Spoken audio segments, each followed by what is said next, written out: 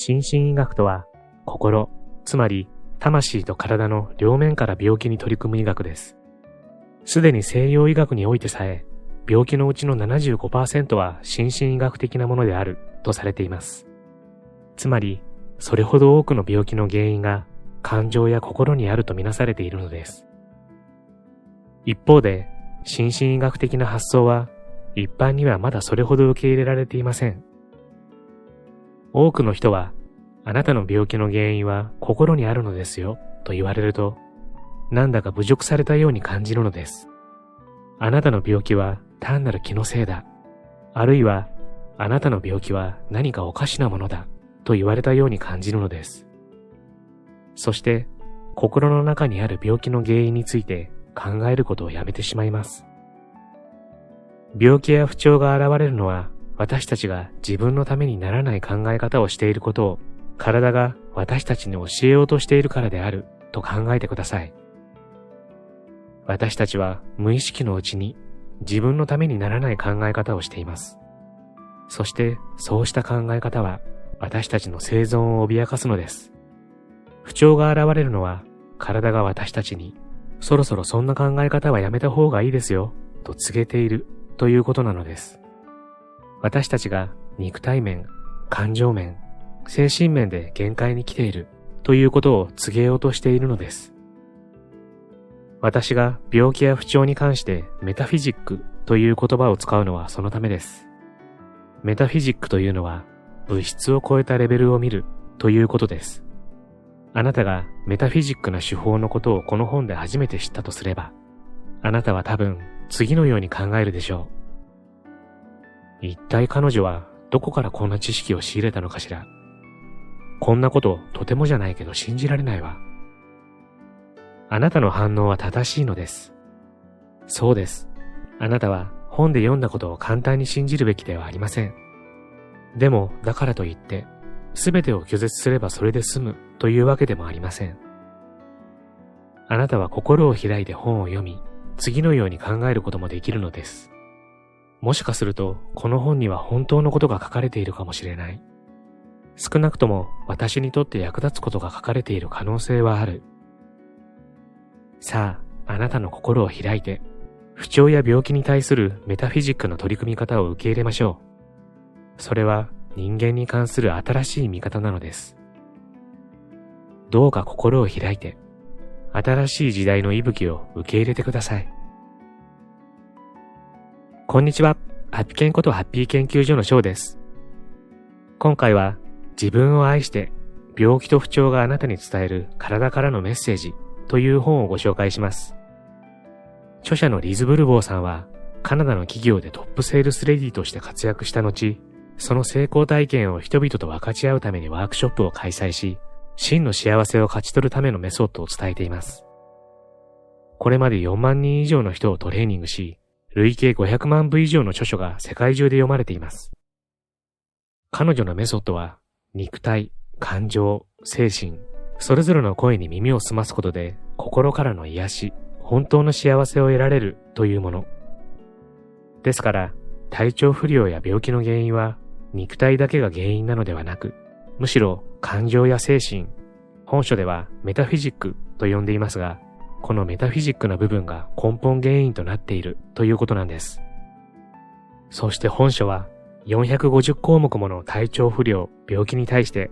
それぞれ肉体的なレベル、感情的なレベル、精神的なレベル、スピリチュアルなレベルから原因と対策を詳細に解説している、まさに辞書、辞典のような内容になっているんです。考え方のみを伝える本が多い中で、こんなに具体的な解説をしてくれている本は初めて見ました。本動画ではこの本書の雰囲気をご紹介したいと思いますので、ぜひ最後まで見てみてくださいね。ハッピー研究所では幸せになるためのいろいろなノウハウをご紹介しています。よろしければチャンネル登録していただけると嬉しいです。メタフィジックなアプローチ。現代のように西洋医学が支配的になる前は、メタフィジックな手法がもっと盛んに行われていたのです。また、メタフィジックな手法は精神分析学が登場した後で再び取り上げられるようになりました。フロイト自身も体と心は深く結びついていると主張しています。残念なことですが、現代西洋医学の医師たちは病気を人間が幸せになるのを邪魔立てする悪しき存在であるとみなしています。ですから彼らは病気に対して戦いを挑むのです。しかし彼らは病気の本当の原因をなくそうとするのではなく、単に症状を消そうとするだけなのです。それは車のダッシュボードに警告ランプがついたとき、その原因をなくそうとするのではなく、そのランプを消しただけで車が治ったとする態度と同じなのです。しかし、いくらランプを消したところで車は治っていませんから、そのまま走り続ければ、いずれ車は故障してしまうでしょう。同様に、病気の症状だけ消したところで、その原因は取り除かれていないわけですから、そのまま生きていけば、やがてもっと重い病気になって現れてくるだけです。病気は人生を立て直すための贈り物。大変ありがたいことに、私は病気というのは私たちの人生を立て直すための贈り物であるということに気づきました。確かに肉体は病気の原因ではないのです。肉体はそれ自体では何者でもありません。魂から流れ出る生命力こそが肉体を維持しているのです。肉体は私たちの内面で起こっていることを反映しているに過ぎません。ですから、病気になった肉体というのは元の平衡状態を取り戻そうとしているだけなのです。というのも、肉体の本来の状態は健康な状態であるからです。以上の考え方に従うことで、あなたが失うものは何もありません。いや、何も失わないどころか、病気の本当の原因、そしてその解決法を知ることができるのです。ただ、あなたのエゴは、病気の解決方法を手に入れることに対しても、とても大きな抵抗を示すはずです。というのも、このメタフィジックな手法は、あなたの生き方を問い、あなたの間違った信念に変更を迫るからです。エゴはそれをすごく嫌います。エゴとは何か。では、エゴとは何でしょうか。エゴとはあなたの過去の記憶なのです。長い年月の間にあなたの記憶が主導権を握り、あなたの人格を支配するようになってしまったのです。あなたが出来事をどのように捉えるかというその見方が記憶の中に保存されてきました。その出来事が特別に幸福だったり不幸だったりすると、あなたはそれを記憶に強く刻印することになります。そうした記憶に基づいてあなたは結論を出します。そしてその結論に基づいてあなたは自分の行動を決めるのです。もし出来事が不幸であったのなら、あなたはそうした不幸を避けようとし、出来事が幸福であったのなら、あなたはそうした幸福を繰り返し味わおうとします。そうした記憶はあなたの中で様々な人格を形作ります。そしてそれらの人格自体が生き延びようとする意志を持っているのです。記憶が蘇って人生を方向づけるたびに、あなたはそれらの人格にエネルギーを与えることになり、そのエネルギーがそれらの人格の栄養になります。それらの人格は実体を持っています。人間の普通の人格と全く同じなのです。そしてあなたに語りかけることができます。あなたの心の中であなたに囁きかける無数の小さな声が、実はそうした人格たちなのです。不調や病気はエゴに支配されているために起こる。これまであなたが何かを信じてきたのは、それを信じることによってさらに幸福になれると考えたからです。しかし残念なことに、そのようにして信じ込んだことの大部分が現在役に立たなくなっています。ただ、ほとんどの人はそのことに気づいていません。それでは具体的な例を挙げてみましょう。今ここに小さな女の子がいるとします。この子は本をうまく音読することができません。そのために先生から次のように言われました。あなたは何をやってもうまくできないんだね。いつもぼーっとしてばかりいて、あなたみたいな人間はまともに生きることなんかとてもできないだろう。この子はそう言われてすごく辛い思いをします。それは当然のことでしょう。しかし、繰り返し同じことを言われているうちに、やがてそれをそのまま信じ込んでしまいます。そうすると、それ以来、何かをやろうとしたときに、必ずその声が聞こえてきて、この子は完全にやる気を失ってしまうのです。しかもその声は、彼女が何かをやってうまくできず、そして苦しむのをあらかじめ防いでやっているつもりなのです。その声を聞きながら大きくなったこの子は、大人になっても、あなたは何一つ上手にできないんですね、と人から言われないために、新しいことには絶対に挑戦しないようになりました。今では彼女のエゴの一部を成しているこの信念は、彼女に何もさせないように絶えず次のような言い訳を囁き続けています。そんなことには全く興味がない。気が変わったんだ。まだやるべき時期が来ていない。そうした考え方が大人になったこの子にとって全く役に立たないことは言うまでもないことでしょう。エゴは何百にも達するこの種の思い込みから作られています。ですから私たちはそのことを自覚しなければなりません。そうしないと私たちは自分が本当に望んでいることを実現することができないからです。本当の自分をこの世の中に表すことができないのです。以上のことから次の結論を出すことができるでしょう。私たちの不調や病気は私たちがエゴに完全に支配されているために起こる。実際、私たちがエゴに支配されている限り、私たちは永久に自分が本当になりたい存在になることができません。私たちの欲求がエゴによってブロックされているからです。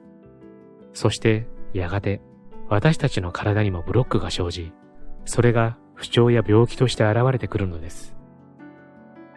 それでは、さらに具体的な例を挙げてみましょう。ある時、若いお母さんが私のところに相談に来ました。右腕の腱が痛くてたまらないというのです。そこで私はその結果として何ができなくなったのかを尋ねました。すると彼女はテニスができなくなったと答えました。彼女の立場であれば他のことができなくなったと答えることも可能です。例えば子供を抱くことができなくなったとか、家事を行うことができなくなったと答えることもできたはずなのです。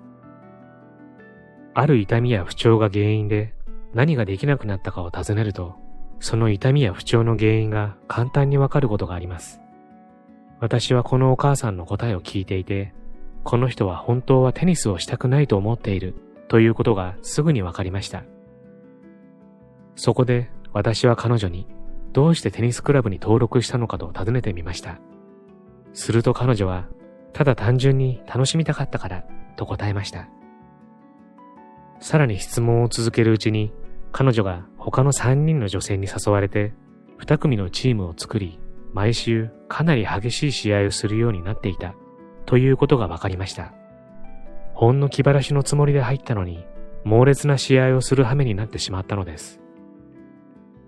ところが腱鞘炎になったために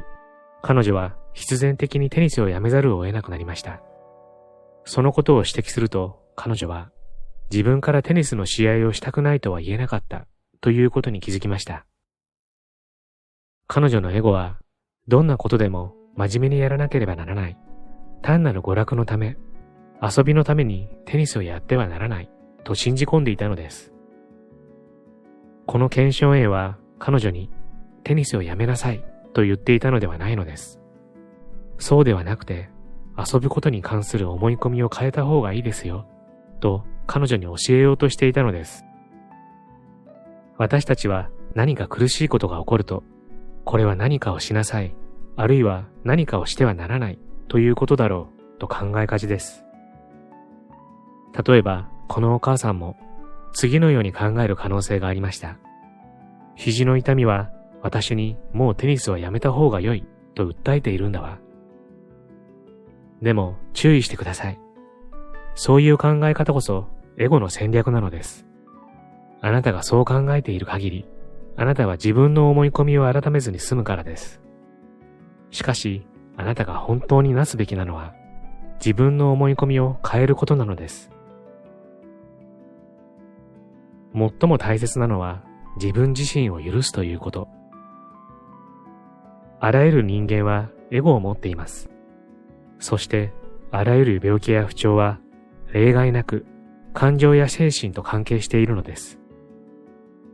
そして、それぞれの不調や病気は、実はあなたに対して、自分を愛してと言っているのです。あなたの体は本来は健康なのです。あなたはもともと幸福で愛と調和に満ちた存在なのです。あなたの体をブロックして病気や不調の原因を作っている思い込みを発見したなら、次にはそういう自分をそのまま無条件に認めてあげてください。そうすれば必ずあなたに必要な変容が起こり始めるでしょう。あなたが自分を無条件に認めれば、あなたの体は喜んで変容を開始するはずです。あなたの体はあなたの心をそのまま反映しています。そのことを忘れないようにしてください。病気や不調が送ってくるメッセージを私たちが理解したとき、その病気や不調は治り始めます。最も大切なのは自分自身を受け入れるということ、つまり自分自身を許すということなのです。本書の使い方。1、あなたの不調や病気に該当する項を読み、それらがどんな意味を持っているかを確かめてください。2、その項の中で、あなたが最も関心を持った部分を心に深く刻みましょう。あるいはノートに書き写しましょう。3、この本の巻末にあるとても大切な質問に答えることによって、あなたの病気や不調の正確な原因を突き止めてください。4、同じく巻末にある最も重要な結論の部分をじっくりと時間をかけ、注意深く読んでください。そうすれば、心、そして体にいい変化の兆しが生じ始めるのが感じられるはずです。5、その後で補足説明をしっかり読んでください。とても大切なことが書かれています。全部で550ページ以上ある本書の冒頭10ページ程度を簡単にご紹介させていただきました。つまり残りの500数ページはすべて具体的な病気や症状に対する肉体、感情、精神、スピリチュアルレベルからの原因と対策が記されています。このボリューム、驚きを通り越して笑ってしまうほどです。取り扱っている病気や症状は450項目にもわたっていて、とても幅広いんです。50音順に並んでいるので、一番最初の並びをお伝えすると、青あざ、アキレス腱、悪性リンパ腫、悪夢、顎のトラブル、幅が広すぎませんか？一応本書のスタンスをお伝えすると、本書によって病気や不調の原因を探すからといって、お医者さんにかかってはいけないということではないということです。むしろ、メタフィジックな原因を探るのと並行して、肉体的な治療や改善を行うことを勧められています。こういったスピリチュアルな考え方が全く受け入れられない方もいらっしゃると思いますが、ゼロとして拒絶するのではなく、こんな考え方もあるのかもな、とライトに触れてみてもいいかもしれませんね。興味のある方はぜひ読んでみてはいかがでしょうか。最後までご視聴ありがとうございました。これからも皆様の幸せづくりに役立つ情報をまとめていきたいと思いますので、チャンネル登録や高評価をしていただけるととっても嬉しいです。また次回の動画でお会いしましょう。皆様に幸せが届きますように。